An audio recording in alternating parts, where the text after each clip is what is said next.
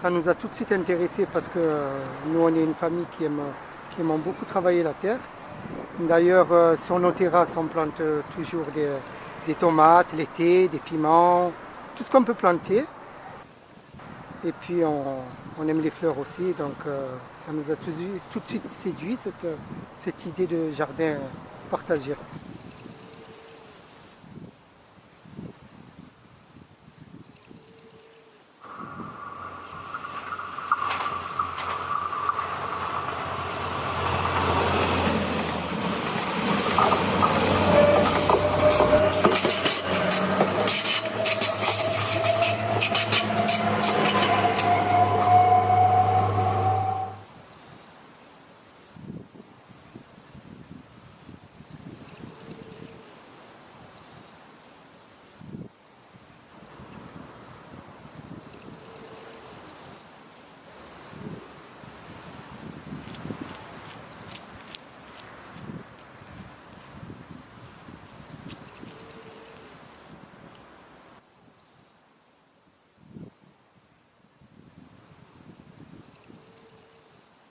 Le paysage, c'est une approche globale, donc ce n'est pas uniquement une approche esthétique. Il nous faut d'abord un objectif. Et le paysage global, c'est l'objectif que l'on veut pour l'aménagement du territoire.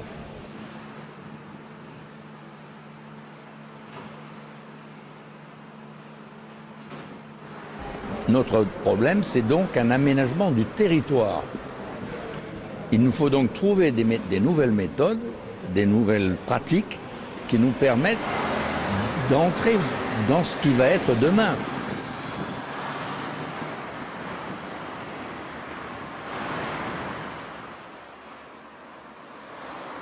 C'est-à-dire qu'il n'y a plus autant de différence entre ce qui est rural et ce qui est urbain.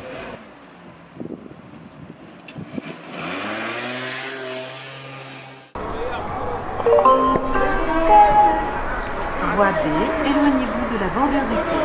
Le train express régional numéro 880 132 en provenance de Marseille-Saint-Charles et à destination d'Aix-en-Provence départ.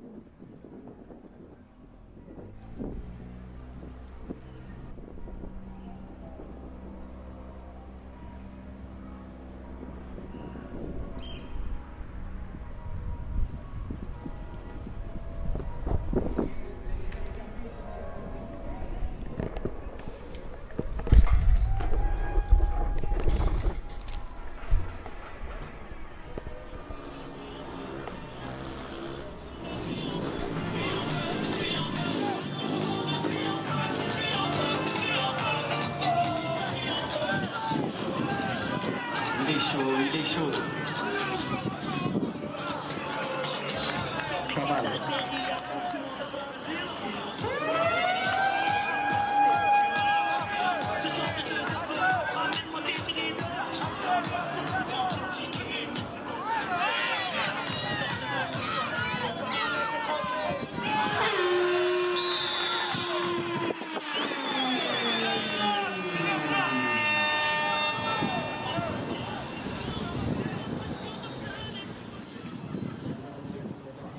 Attention de ne pas envoyer l'eau sur le terrain, s'il vous plaît, merci.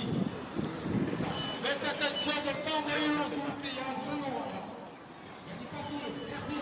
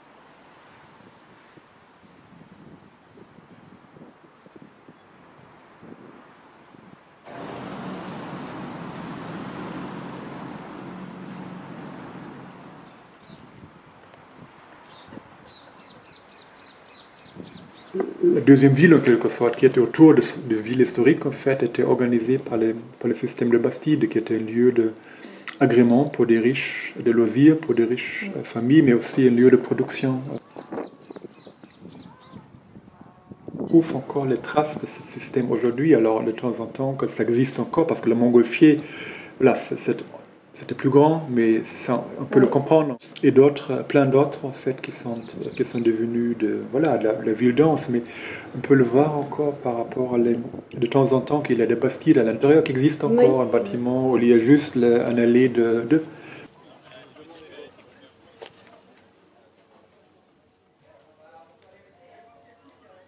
Et ça, c'est génial, je trouve, en fait, là, de savoir, en fait, de regarder, en fait, comment cet aménagement du territoire bastidéen, comment ça donne une matrice pour la ville qui a suivi.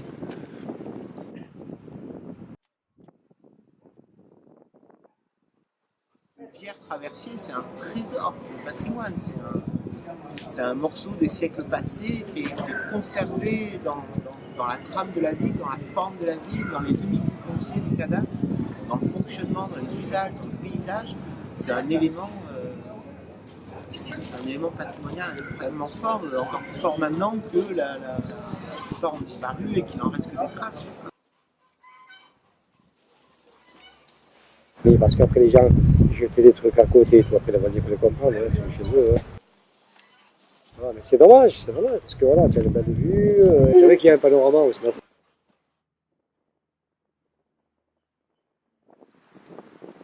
Hier, on était pareil devant Jésus, nous on vient, on fait notre petit apéro là, on peut te boire un petit coup, là, sur les petits, on les met là. Avant, on pouvait faire une grillade et tout, mais là, on ne le fait plus parce que ça a été interdit. Parce qu'avant, on rentrait en voiture. Après, il y a des gens qui ne sont pas tous civilisés.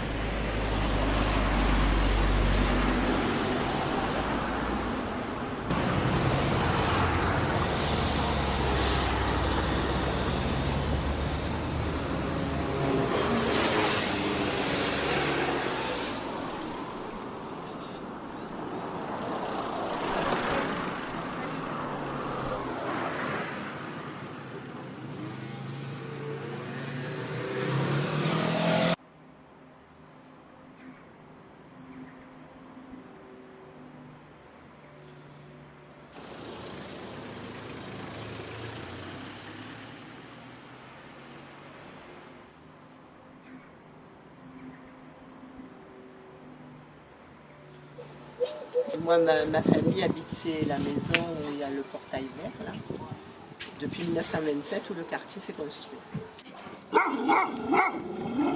Les gens, quand ils arrivent dans un quartier, ce qu'ils font en premier, c'est mettre des barrières, des trucs comme ça, pour pas qu'on les voit. Donc, avant, il n'y avait pas tous ces murs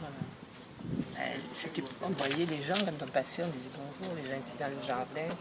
Maintenant, tout le monde s'enferme. Donc on a vu le changement. C'était que des champs avec des paysans, des campagnes, avec des paysans qui vendaient le lait. Moi, quand j'étais petite, on partait avec le bidon, acheter le lait, il y avait des vaches dans le pré.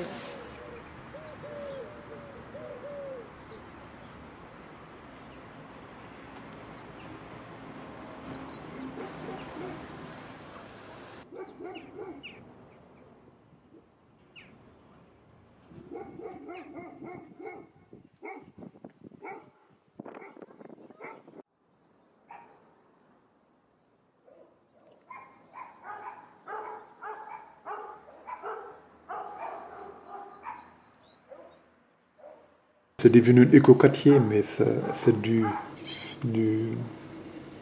à vomir pour moi. C'est violent. Et l'éco, en fait, il n'y a rien d'éco dedans. Moi, c'est le contraire. L'eau présente, en fait, qui coulait là. Et les choses qui s'est installées, en fait, il est vraiment des vergers. Et c'était la campagne en ville, parce que la ville continue.